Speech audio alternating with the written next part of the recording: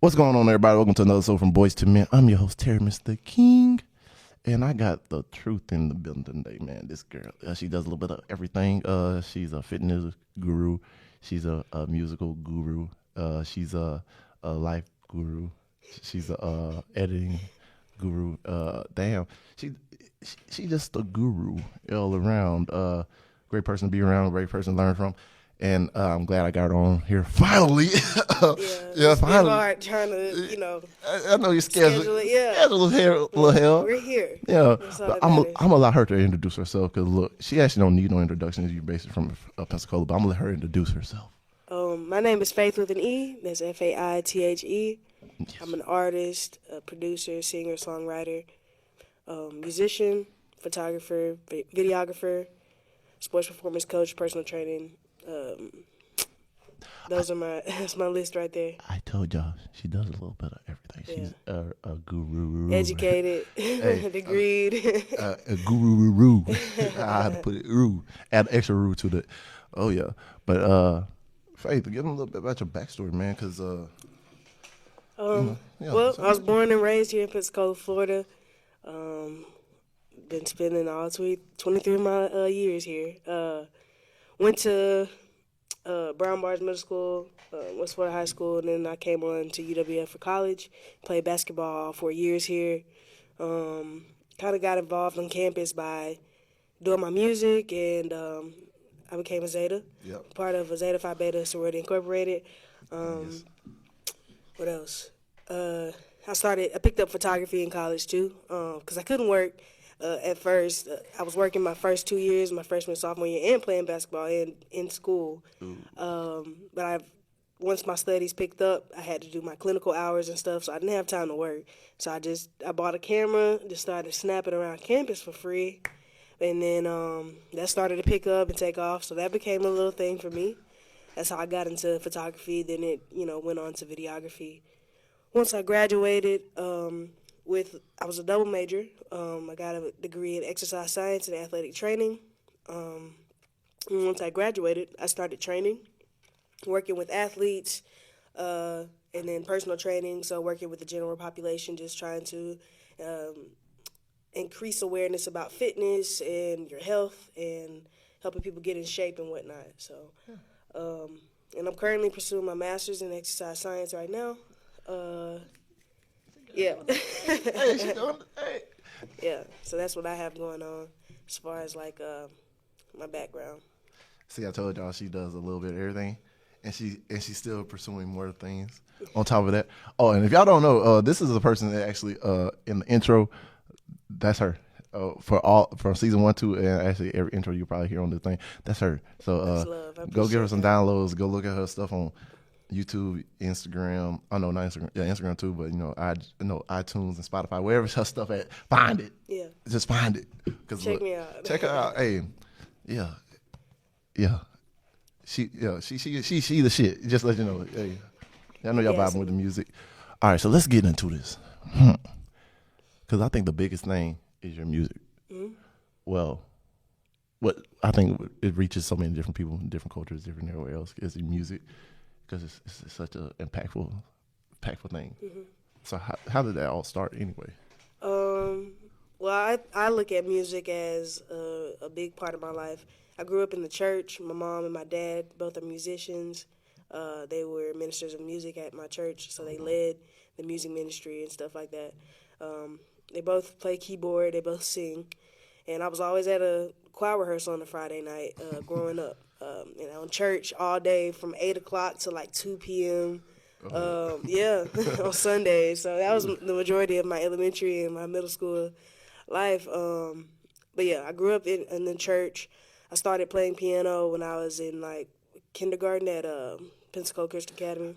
I went there. I played for like Pencil. You did? Yeah, but then I stopped pursuing it after I left PCA because Same here. Like I stopped playing piano. I stopped taking lessons when I left PCA, but I'm still playing on my own. I picked up a viola, which is kind of like a violin. Same thing. It's a smaller one. No, it's a bit bigger and the tone is deeper. So, yeah. Okay. So I picked that up in third grade. I played that all through high school. I mean, middle school and high school. So all the way up till I graduated. And so I was actually my senior year of high school. I was trying to decide on whether to go to FSU and be in the music program and play basketball somewhere. But so I had already got accepted into FSU, and I was going to FSU. Wait, what? Yeah. What? Had already planned, but I played in the All-Star game at Pensacola Sports at PSC, and Coach Yelton up here at UWF saw me, and then she brought me on right there, and I would much rather not pay for college and then to go and have to pay. So, that's how that worked out. And then I picked up, I started making beats and stuff on my laptop, using Ableton Live when I was like 15. Okay. Started on my computer, just doing stuff at home. I originally just wanted to record myself singing, but I started to like put sounds together, and I was able to put my chords on there, and so I took that and ran with it. And that's really how I got into actually making music, making songs, and releasing it. SoundCloud was my biggest thing in high school. What the hell? Yeah. And so it just carried on to college, and I was able to build a platform here using the campus, performing around campus. I sang the national anthem. Basically, almost a lot of the events here. I was blessed enough to be able to sing at the volleyball D2 national championship. Oh, damn. Yeah, and that was on like ESPN and stuff, so that was pretty cool. And yeah, that's how it got started. Really, church. Long story, church. Long story a short, lot of great start in church. Whitney Houston started in church, so you never know. Hey, this next week, so many people. the gods of the music all started in church. Even Elvis Presley, I think. I'm not sure. I don't know. I ain't know white people back then go to church like that, but anyway, but yo, all right, so that's how you got started. Yeah. And I know you did go to American Idol that one year. I did. I auditioned in 2019. I think it was, I want to say 2019. Okay. I took my keyboard over to Mobile. Nobody told me they didn't have an outlet, so I couldn't even plug in my keyboard. So I was carrying that thing the whole time. Damn. And then I got up there, and I didn't have anywhere to plug it in.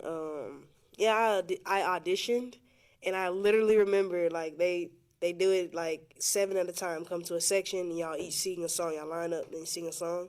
Yeah. I was the last one in that section. So they were pointing and talking right there. They stared at me for the longest. And they was conversing, staring at me.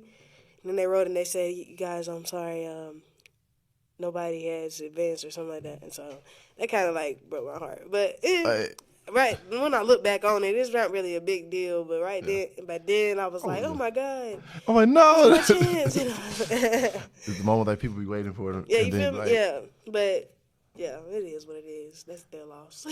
Hey, true, because I think that year another person from Pensacola got on. Yes. Dwayne Crocker. Yeah, he went on He was on American Gospel too. Yeah, he was. I know Keela was on the Gospel one. Keela Richardson. Yeah. But I think he went on the Gospel one too, though. Yeah. Yeah. People don't know Pensacola actually got a lot of musical inclined people, but I got the greatest one on here right now with me. Yeah, because but no, like I can imagine that was devastating. Yeah. At that time, this is because my expectations were high, but I just think there's a different path I need to take instead of that commercial, that industry type thing. I'm more focused on building my brand individually, taking that independent route. Yeah. So. Hey, independence, where is that? I can have control over your image. Yeah, you know what I mean? Because you get in the industry, you see a lot of these people that they start one way, but then you see how they get corrupted by how they want to brand you. Yeah. Because, like, the Baby, for instance, like, he probably got some other talents or other styles of rapping, but he came up off this one style. Now, every time you listen to one of his songs, it seems like it's the same thing. And so I don't want them to be able to take the fun out of the music, you know what I mean? Because if they control what y'all want me to sound like, what y'all want me to, represent, like, no. That's not selling my soul. I don't want to do that. That's what they be talking about with selling the soul in the music industry. It's more so of a metaphor. Everybody think. Yeah. Everybody think people signing They life away. papers with They life away. But shoot. Technically, it is, but So who's your biggest inspirations as far as in the music though? music, I would say, growing up, Janelle Monáe was a big one. A gospel artist, of course. Mary Mary. Oh, of course. Oh, I grew up. Hey, everybody. I had that CD player.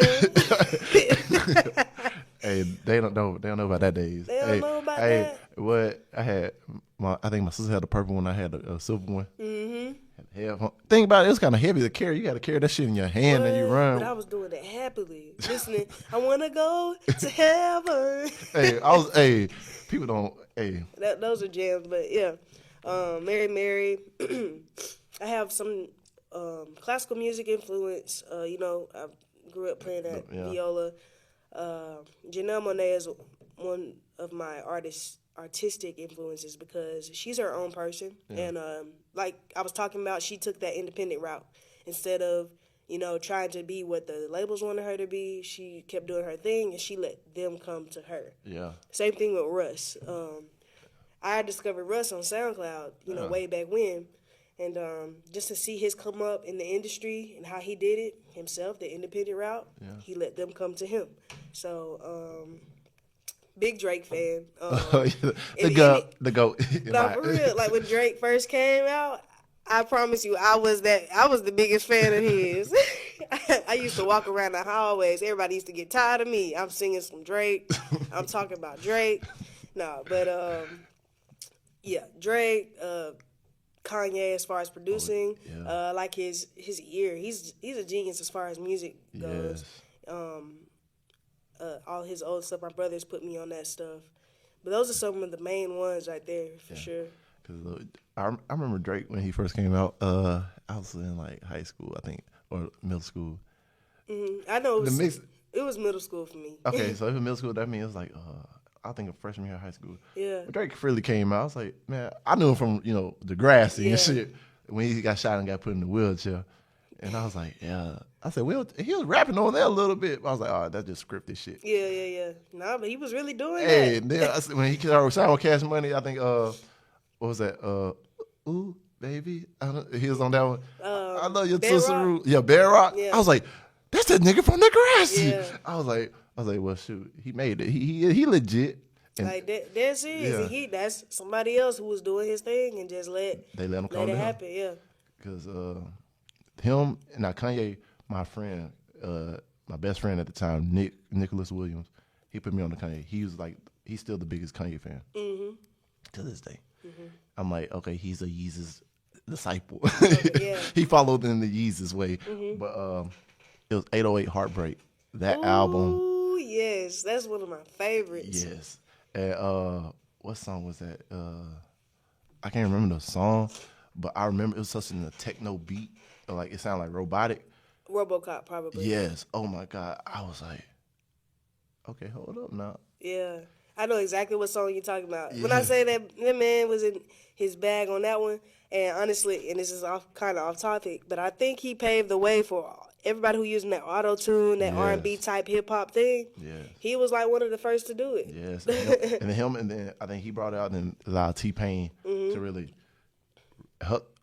Like, he brought it out, but T-Pain pioneered the way for the auto-tune. That's true. Because, like, everything T-Pain did was auto-tune, and I was like, until I heard him sing the national anthem, I was like, oh, he can really sing in real life. That's the thing. He can really sing, but Kanye can't sing. Yeah. But he, how rappers using the auto-tune these days, he was one of the first to do that one. Exactly. Yeah, he was. And then he brought out the glasses. Everybody back in the day had the glasses with the lines, the Yeezus, man. What was that from? Heartless? Yes. Yeah. No, that's the song. Heartless. Oh, because, is that a song on Kanye's album? The woman so heartless. Yes, yeah.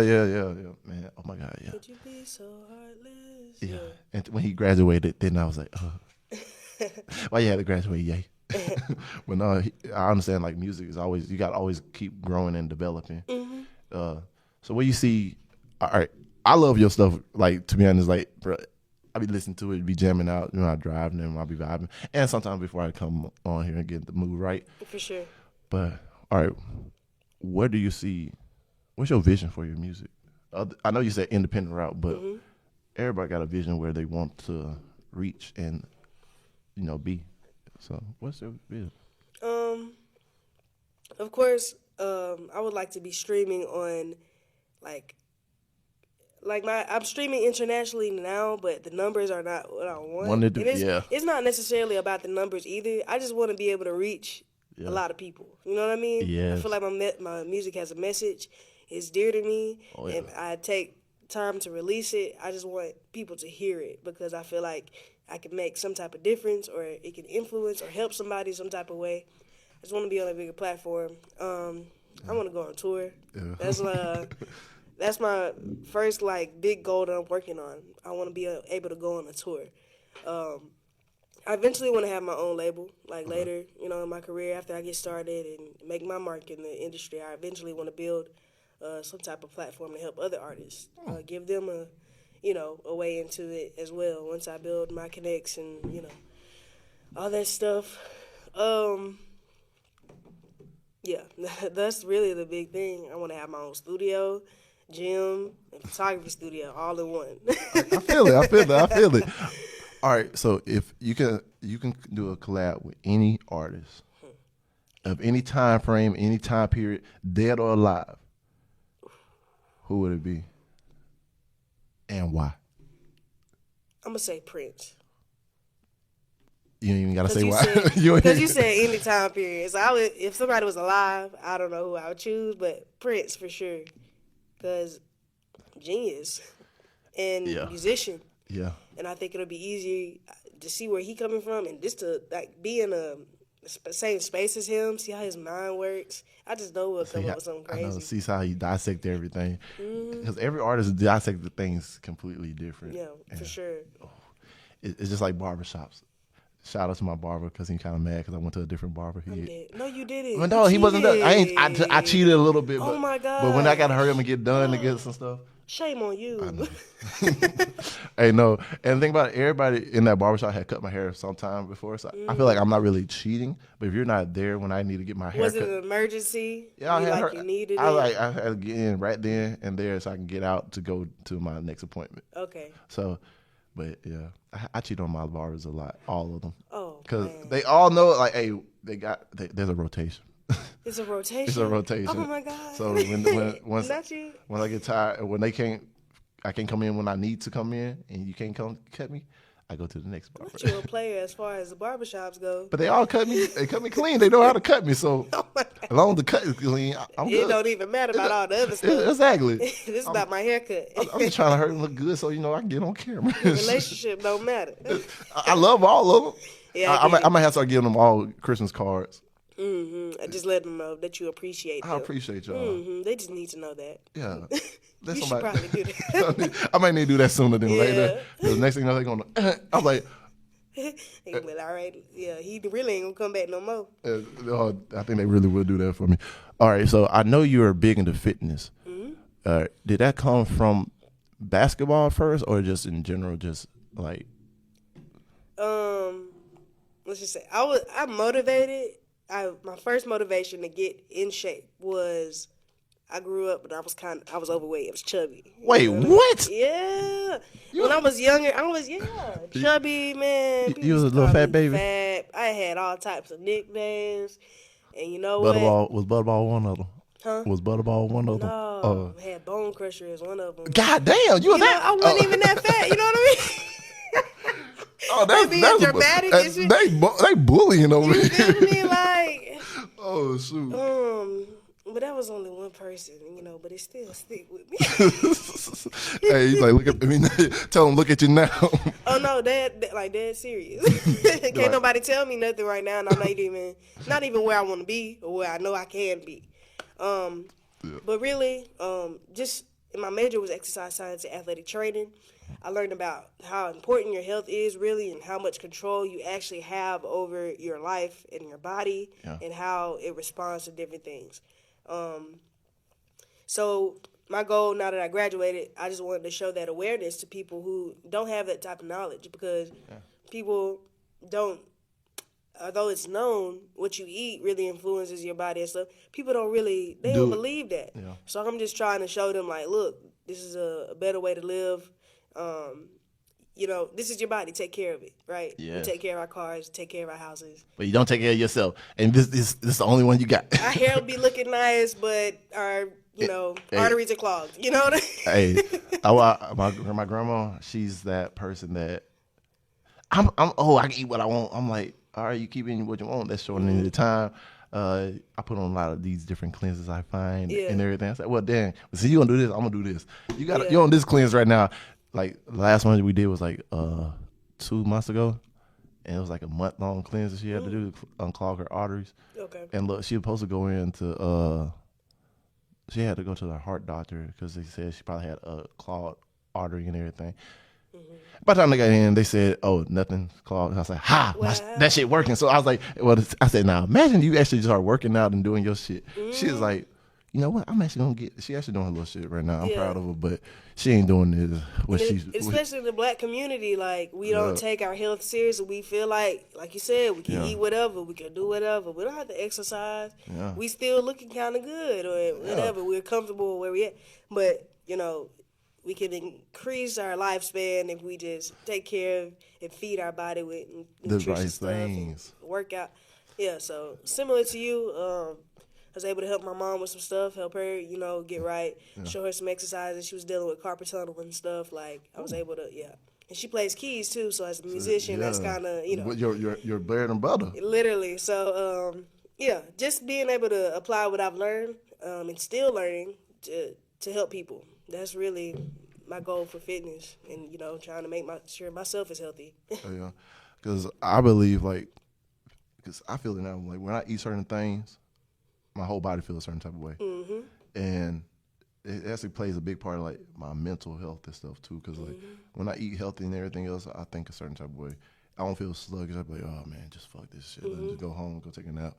It's like the foods you put into you release different toxins in your body, and it plays a big part in everything you do. And the biggest thing is like inflammation. Yeah. Eat some foods, it cause that inflammatory response, and then that throws off everything, making your body work harder than it needs to. That's why you be feeling sluggish, or all that Stop eating Waffle House, people. Well, no, don't stop, but Look, I ain't even lie, I got quiet on that one because that be one of the only restaurants open after 11 o'clock. Well, you got Whataburger and Waffle House. Well, choose wisely. Pick your poison. Pick your poison. But or go your ass home.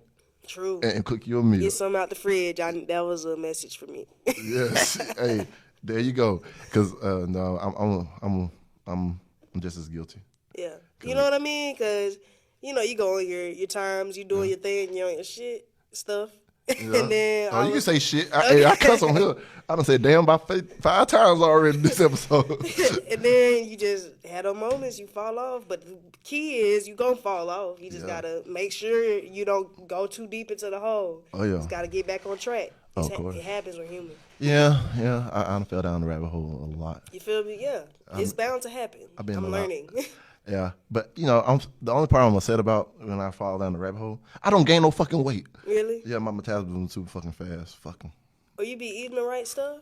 No, I be eating bad stuff, and I still. That's what I'm saying. You trying to gain muscle, you need to eat protein. I know. Protein. I eat a lot of protein, but make sure you take your vitamins. Yeah, that part. I need to start taking my vitamins.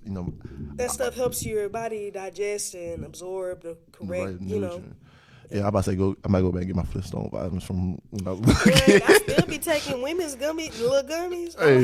Hey, that's the worst thing pills. Hey, that's the worst thing they could have did. Made this vitamins candy. Because Yeah. my ass would be there eating that shit all day, but I found out it's really bad for you. So Yeah. I had don't a do friend who used to do that. what. I'm like, I'm taking my vitamins. Nat Nick.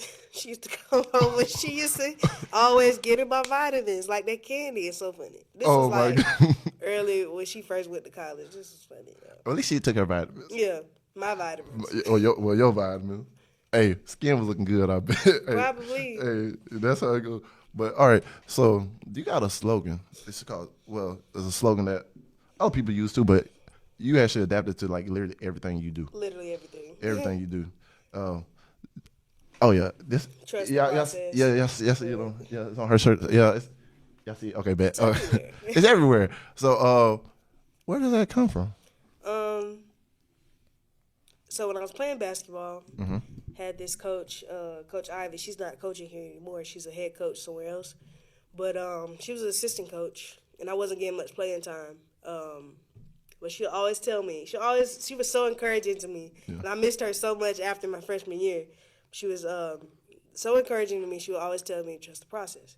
I trust the process. And so when she left, I kind of did. But yeah, once Coach Ivy left, I didn't have that support from I did have the support from coaching staff, but not from my head coach. Let's just say that. So I always felt I was very discouraged, very down all the time, doubting myself. And I always just kept saying in my head, trust the process, trust the process. Once I started to make progress and see, okay, so that was just a stage, a phase. Yeah. Now I'm progressing. That's where it came in, trust the process. Like, just keep, repeating it to myself. Yeah. And so I really just adopted that. And I've seen from my freshman year to my senior year just how, and that was a span of 4 years, I just saw how much it is just a process. Life itself is a process. Everything is a process. You know what I mean? If you have a goal, getting to it is the process. So I had to get comfortable with being in that position. I'm not playing. I'm not doing what I want to do exactly. But at the end of the day, if I keep working and putting in, I need, putting in the work, it's going to happen. So I just need to trust the process, but just have faith, basically. Yeah. Dang. Yeah. See, I think, so who had it first? You or the 76ers? I think, when did Embiid them get Ooh, I think they adopted that, almost either the same year. It was around the same time because everybody was getting big on Twitter, the athletics, and this was 2016 when I came to college. Yeah. So I don't know. I just remember seeing it on Twitter a few times too, and I was like, man, this is me. Exactly. I just not as popular as y'all. Exactly. Like, you stole my line. Right. No, I'll be swearing people be stealing my words back in high school, and then next thing you know, they end up on some rapper. And I was like, nah, I know it. Like, the shiznit, that was my shit. I said that shit back in because I couldn't cuss properly. I can't cuss in front of people. So I came up with that shit in middle school. Next thing I heard that shit on MTV or some reality TV show. I was like, you motherfucker. Yeah. Give me my copyright. Same thing with music. I'll have a line and I have songs recorded. I listen to somebody else's song. It just came out too. I'd be like, oh, I did that first, but it's okay. You're more popular. I was like, I can understand. I just give me my credit. Give me my credit though. Nah. Yeah. But, I understand what you mean. But yeah, that's the biggest thing. Just how I progress over there and just dealing with life in general. Trust the process.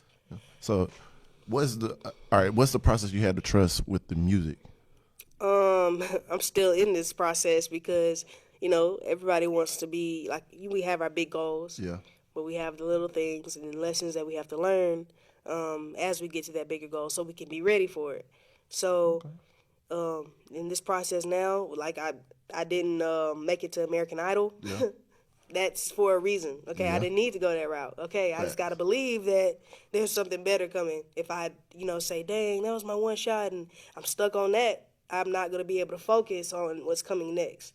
So that's where it's just trust the process. If that didn't work out, must be because something else is coming. Okay, let's continue to trust the process. So even with this music stuff, sometimes I get very doubtful. But at the end of the day, I know I'm never going to stop. Yeah. And so something has to come out of that. So that's the way I look at it. Yeah. Yeah. All right. So what about with the fitness? Trust the process. Oh, because I didn't just wake up one day with my arms defined. Exactly, chiseled. Yeah, I didn't wake up one day like that.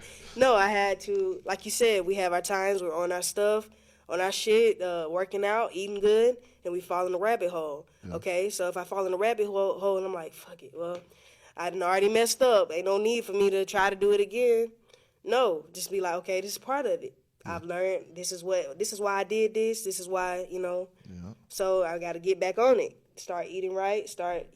And that takes a while. I think I've been graduated for 2 years now, and I think I'm just now really getting into my goal as far as fitness goes. Yeah. So that whole thing is not an overnight process. You can't work out. You can't go to 2 or 3 workout sessions and expect yourself to snap back. Exactly. I mean, so exactly. Yeah. getting to what you want to do, everything is a process. Ooh, yeah. Because look, the only thing I keep from every time when I don't work out is just my arms. Mm-hmm. But as far as everything goes, I see the difference on myself before anybody else see it. They're like, oh, bro, you still big. I was like, nah, bro. Yeah, I'm not the same. I'm not the same. Yeah, because we can notice those minor differences. Of course. Yeah. I'm the... But when everybody else can start to see it, ooh, you know you're doing something right. What? Hey, wait, it's springtime coming around the corner. Just wait, ladies. Summer 22. Hey. We out there. I'm just going to snap. I'm just going to snap and just Right. say, it's going to be popping like hot grease. For sure. All right. So let's see. All right. So what? Oh, there's also one question. All right. So when it came down to your basketball, because I kind of see this because I do the videos for the athletics now. I see the coach have that same problem still with trusting certain players. How did that affect y'all mentally? Because as athletes, because I have seen sometimes when she put in players and they up and up, it's like a burst of energy. It's like boom, boom, boom, boom, boom. But then take them out. And then when it came down to the games that I feel like they should have been playing more, I know it's a coaching decision, but For sure. you know, people always criticize on the sideline, but even I feel like players even criticize like, bro, why the fuck you ain't playing me? But yeah. I will say, me playing basketball, that was probably one of the biggest mental struggles that I had to, something mentally. That's when I really matured playing basketball. Yeah. It was tough mentally, not even gonna lie. At my junior year, I think that's when I went to counseling services, started to talk to somebody, as far as, because my mental health was really declining. So, like I said, I was discouraged. I'm not getting that feedback from a coach. I was feeling like, dang, why am I even here? Yeah. You know what I mean? So, and I had other stuff going on with school, life, all that stuff. So that's when I decided to reach out to the counseling services and actually take an appointment with one of their therapists, and just to have somebody to talk to. Yeah. So my junior and senior year, I was going to talk to a therapist, even during basketball season and stuff like that. The good thing about that, they don't tell your coach, or because they can't tell anybody. It's confidential. Yeah. So that helped me, but as far as that, like mentally, that's when I had to learn, like, I can't depend on other people's opinions. Yeah. Although it's hard for me to accept and learn that lesson during it, I know for sure after I graduated, I look back on it, just reminiscing on that whole experience, and I just depended too much on her opinion. I was looking for too much feedback, although it would have been nice. That's what you expect from coaches, a coach, but that just taught me a life lesson. Like, sometimes you're not going to get the support from people that you're looking for. Yeah. But you still got to know who you are, believe in yourself and do what you do. You can't let that stop you. So many times I wanted to quit. My freshman year, I thought they were going to kick me off because she didn't play me, so why would you bring me back? But she brought me back. Sophomore year, I wanted to quit because they brought in a whole nother point guard, and I almost didn't get, I felt like I didn't get a chance. Every year I just said I wanted to quit, but I never did because I had my people at home saying, Faith, you can't let somebody take your love away from the game, you know what I mean? Yeah. I'm like, yeah, you know what? Can't give them that type of power over me. You know what I mean? Yeah. I've been doing this, and I'm going to prove them wrong. I'm never one to quit anyway, but just it was in my mind. You know what? I don't have to deal with this. I got my music. I'm smart. I got my academic scholarships. Like, I really don't need this. But I stayed just to prove something to myself. Yeah. Really. And so, yeah, that was tough mentally, but I would say it taught me one of the biggest lessons, like, believe in yourself, because nobody else, in some cases, nobody else will, and you'll just have to be your own support, your own cheerleader, your own coach. Yeah. So, because I talked to a lot of the players, past players, and all the stories kind of the same, so that's all I was like. Yeah. So I was like. Yeah. Yeah. Yeah, we can go on and on about that, but that's what I have to say about that. I can feel you on that one. Yeah. We can leave that right there. And Yeah. if you catch our drift, you just caught it. Yeah. Yeah, because yeah, I'm just say that. All right. So, what are some things that have shaped your life? Like I know it's some because bad things happen to us and it shape us, and it's like it shape us. How do I put it? At the moment, it's like fully negative. But later on, you use it after you heal and become like a positive. Yeah. Yeah. So, what are some things that shaped your life? As far as in my childhood, I would just say being raised by a single mom with my two older brothers. Okay. Just seeing her work ethic and Yeah. how she had to move to provide for us three, and what it took just for us to be able to survive. Facts. Acknowledging that work ethic. My grandmother, she small town girl, raised on a farm, and she came to Pensacola, and she was able to open up her own business as far as a assisted living facility. And my grandma's 75, and she's still running this assisted living facility. What the? Yes. Hey, go on, Granny. That's what I'm saying. Like, she's taking care of people who are younger than her, which Yeah. I think is a mad flex. Yeah. So, just seeing just that process of that coming up, learning about my family history and, some of the things that we've overcame, just to be where we are. And we're not even done yet. You know what I mean? So, those are some big things. Basketball, of course, was one of the bigger ones as far as in my adult life that taught me, is that still considered adolescence in college? I think you're an adult about that. Well, I think you're in the transition. Okay, yeah, transitioning into adult. I feel like in college you're still just trying to find your way. Because like this is time you're finding you versus someone else telling you how you're supposed to be. Mm-hmm. So I feel like until you like really graduate or like to like 25 or so, you're still adolescent. Okay. That's in my opinion. Oh Lord, okay. That's in my opinion. You still in your I can only imagine what adult life gonna be when I turn 25. Hey, oh my God. hey, your insurance rate go down. Oh yeah. That's a good thing. But then I had to start paying for my own medical insurance, right? Yeah. Yeah, thank God for the VA. It's always something. Yeah. Thank God for the military, because I don't got to do that no more. Oh, Jesus. The pandemic. Oh, yeah. That really, so many things happened just right after the pandemic hit, within like that 5-month span, probably.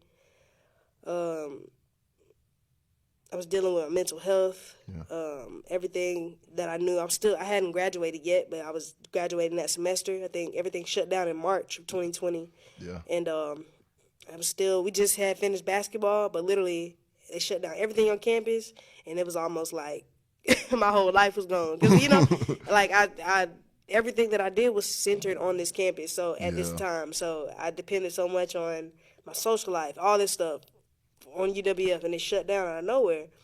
So I started making music like crazy. Wasn't sleeping some nights, and that caught up to me as far as my mental health and being anxious and all that stuff and being depressed. And that time taught me a lot. I had an issue with a close friend of mine. Tried me on some very inappropriate stuff. Like sexual type stuff. It was just like, and it came out of nowhere. I didn't know how to deal with that either, and that put me in a position where, it took me to a place mentally. I didn't tell anybody, but that really messed with me mentally. And so I learned a lot from that, bouncing back from that. I even I admitted myself into Lakeview because I could not go to sleep. I could not go to sleep. I didn't know what else to do. So I voluntarily took myself to Lakeview, and I stayed there for about 3 days, just till I was able to calm down. They gave me some stuff to sleep and stuff like that. But yeah, that experience shaped me. Even when I was in the facility at Lakeview, I met this little girl. She was like 11 or 12. I think I was 21 around this time. Yeah, 2022. Yeah. So she was singing. She's a singer and all that stuff. And we was at this round table. We're making crafts. We made what's it called? The it's like a bottle with the water and the glitter in it. You Oh flip it yeah, I upside remember. down. And What's that called? I know what you're talking about. Yeah, yeah. That It we was did at elementary school. Yeah, Yeah. yeah. So we made one of those. It was pretty cool though. And then we had a YouTube TV just like this. And they said turn on something on YouTube. So I was like, you know what? I haven't listened to my music in about 2 days, so let me turn it on. Yeah. And so I turned on some of my music, and then like I started chatting with some of the people at the table, and just telling them about myself and about my life. And this girl, like, you know, she always wanted to sing, and that's when she let me know, hey, I can sing too. And we started to sing and all this stuff, and um, it was almost like she was like real life mesmerized about what I could do. I told her, yeah, I made this song, da da da. And even after we got out of there, which is the biggest thing, she would always reach out to me on Instagram. She found me somehow on there. And we always talk, we chat. She's in a much better place now. I think she was going through like some foster stuff or something like that. Yeah. And she just didn't have like, I don't know, it was some stuff with her family or something. Yeah. And yeah, just seeing me make that impact right there, just that whole experience, just being able to talk with different people, different experiences, have different things going on. Yeah. That was an experience for me. That taught me a lot. That shaped my life, changed my whole perspective. Everything. On everything, basically. Yeah. So I know for sure I'm way more aware of mental health, way more compassionate of people and their situations, because you never know. Yeah. Normal people, you never know what they're going through. Oh yeah, and it's the ones usually with the smile on their face that need the most help. That need the most help. The ones that they seem like, oh yeah, they got everything together. Yeah. Nah. Probably struggling. And so that just made me like, okay, so everybody's out here kind of going through it. Yeah. Some people have it worse, but you just got to be kind, compassionate. So yeah, those are the biggest experiences that have shaped my life. Yeah. I know that part was a big growth experience. Oh yeah, for sure. Because man, nobody ever sees themselves in that type of position whatsoever. Mm-hmm. And I think same thing for like the male side too. They don't see themselves in these positions. Mm-hmm. And when it happens, it's just like, damn. Like the communication on both sides need to be held. Like communication is big. That would feel like communication is everything in life. And talking to the people and friends and everything about situations, because like, and so funny. You know how you said you had that little round table talk with the people out there. That what I had in jail, and it was during the Bible study at jail. Mm-hmm. So we were sitting down, we were just talking. Everybody seemed like they want to come up and talk to me. I don't know why they want to talk to me, because because you stand out. You like you don't have to. You look like you're not supposed to be there. Yeah, that's what it was. But I got the best words of encouragement, but also I learned so many other people's like stories and stuff, and it gave me like other perspective of things. Because like some of them been there for like a couple months, some of them been there for years, and some of them like got this calluses on their head, like they mind about how they perceive things now, how they do things now, like the respect and different things. But sitting down, talk to them, you hear like the things they going through, like while they're in jail for, and you like, dang, they wasn't really acting out like that because of this, because they was going through like some type of depression or some type of stuff. Yeah. Like this one guy, he had lost his son. One of the friends, they were playing with a gun and shot him. And his son was actually like, he played at PHS or something. Great athlete. I think he's talking about yard, had scholarship offers and everything else too. And I think he just went in a downward spiral and everything. And like, he's like, man, yeah, I just started using drugs because I didn't know how to cope. And I couldn't imagine that, because I started thinking like, I remember when I first went to jail, like 2-3 days later, I had the hearing for custody of my son. And my son had to look at me in handcuffs, and my old karate teacher looked at me in handcuffs. My mom and my grandma's first time seeing me, like from like 2 or 3 days after I got arrested. And that just broke me. So I'm just thinking like, bro, I can just imagine like losing the ability to actually see my son or touch my son, which I kind of felt at that moment, because my son actually was trying to walk up towards me and give me a hug, and the cops wouldn't let him come near me. So it was just like, I had to do a lot of self-reflecting because I look back at it all cutting down from communication and like mental state every aspect because how I may experience something is not how someone else could experience something.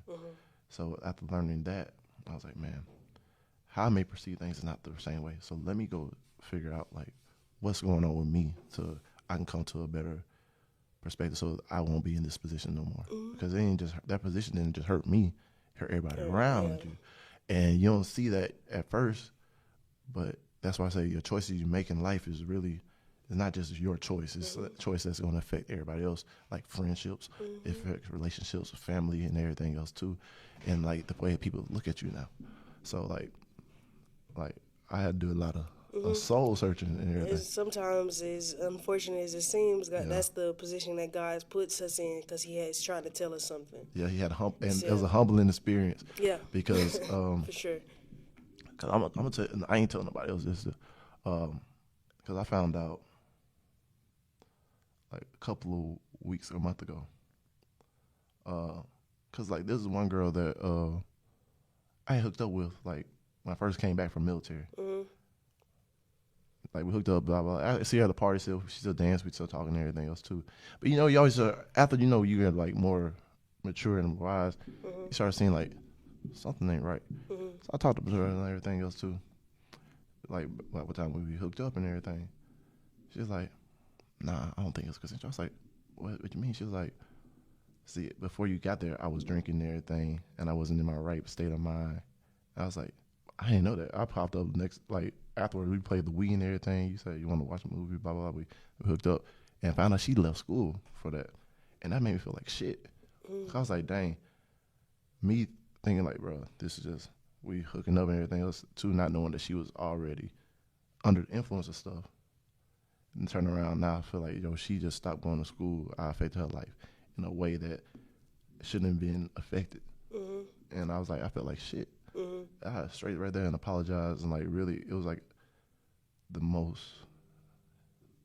I felt like it was more for her than it was for me, but like I could feel like the weight coming from off of her, and it's just like she gave me. Needs to hear that. Yeah, because I always see her around, and then like she always had this attitude, but like it's not an attitude. You knew something was off, but Exactly. you just couldn't tell. Exactly, and I be thinking at that point, I was like, dang. I'm glad that she communicated that with you at least. Exactly, because I talked to my therapist after that, because I was like, man, I feel like shit. She's like, what you mean? It's like, because like I found out like I hooked up with this girl, then I know she's under influence. I came over, she invited me over, played the game, played the Wii, next thing you know we hooked up. To turn around and find out like she felt some type of way about how when we hooked up and stuff. I was like, I know we ain't never hooked up again, but we still talked every time between, and I felt like shit. She said that just shows that you're not that type of person that would do stuff like that. Because the fact if you was like, no, it's just you, blah blah blah, you're just unacknowledging the other person's feelings. Because we go through a life and we experience things different. I just tell us, she's like, I just not how I look at things now. Communication is such a big thing. Because I didn't know she was under influence. So I think like, dang, is that my fault? But at the same time, it's my fault because I was over there.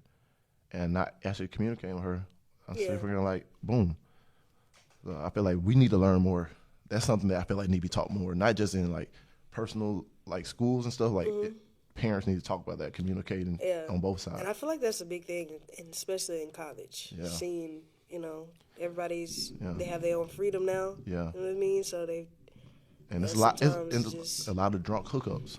Yeah. Yeah. And a lot of miscommunication, like you say. Yeah. So, cause, some people can have their mindset on one thing. Somebody else can just, we just chilling. You know what I mean? Yeah. So, yeah. And then, like, the way, I feel like we all think the same way, but it's just, like, not communicated. And that's where, like you said, it need to be had, like, now if you're both under influence and y'all hook up, I feel like they need to have more categories versus just saying, oh, this is that, this, that. I was like, there could be some people hook up with people and like they ain't never regret the next day, like, dang, I ain't want to hook up with that guy. I ain't want to hook up with that girl. Man, she took advantage. I feel like they need to sit down and make more communications about situations like that, so we can all understand, like, because no one should have to go through this type of trauma on either side. For sure. Because, man, that shit sucks. Yeah.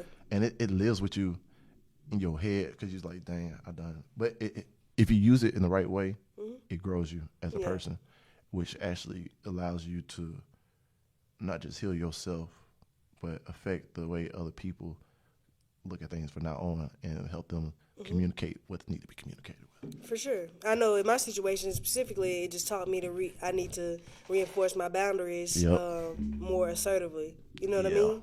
So that's just a small lesson I took from that, but something that can make a huge difference. You know what I mean? Maybe I wouldn't have been in that situation, or maybe I won't be in that situation again if I just more assertive. So, like you said, I know UWF, their counseling services, when they do their workshops, they always talk about how when somebody is under the influence or you guys have been drinking, that doesn't really count as consent. And so they tell you, they tell you not to, engage if possible. When you're under the influence, try not to engage and stuff like that. Yeah. So I think that's, like you said, needs to be more awareness needs to be spread over something like that. But I think the counseling services up here does a good job.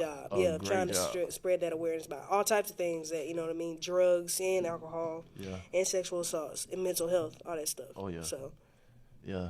So again, contact with y'all, counselors, y'all, and mental health is really important. And have these conversations, because I think people are so scared to have these conversations because they're going to be like, dang, was I at guilt for this thing? But no, it's just for better knowledge, because now you know better. It's up to you not to do better. Because I think about it all the time, like, because I threw parties. So for it. So I'm just thinking about, like, think how many people hook up with people after they leave a party, or how many times people came over after the party and hooked up with either me or someone else who, it doesn't even have to be me, just saying in general.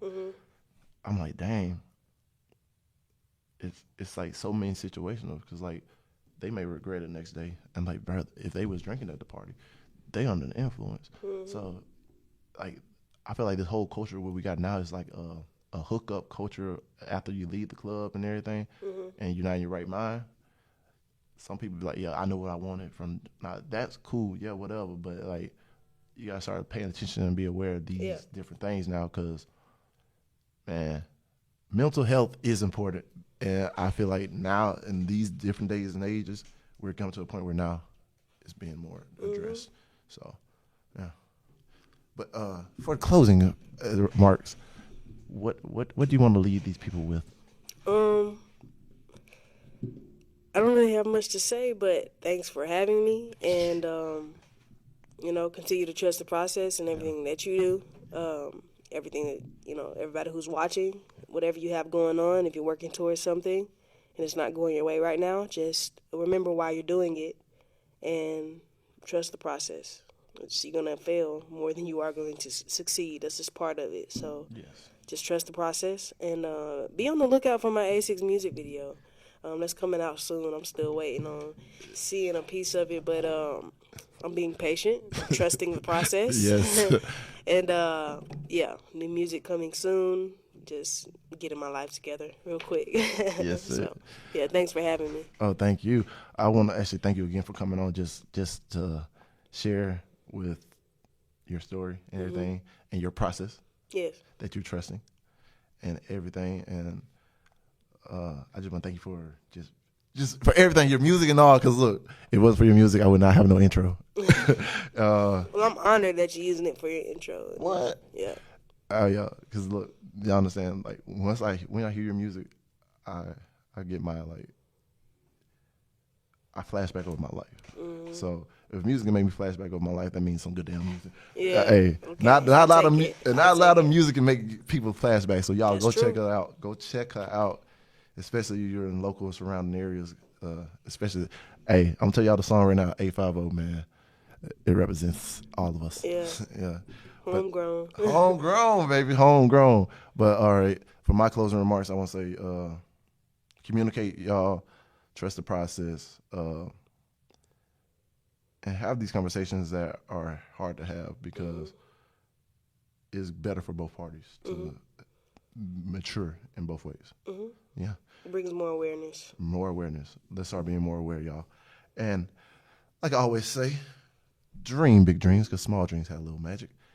And how big would you dream if you know you couldn't have failed? So I love y'all. Thank y'all. Thank Faith again. Peace, love, and happiness. We out. 100.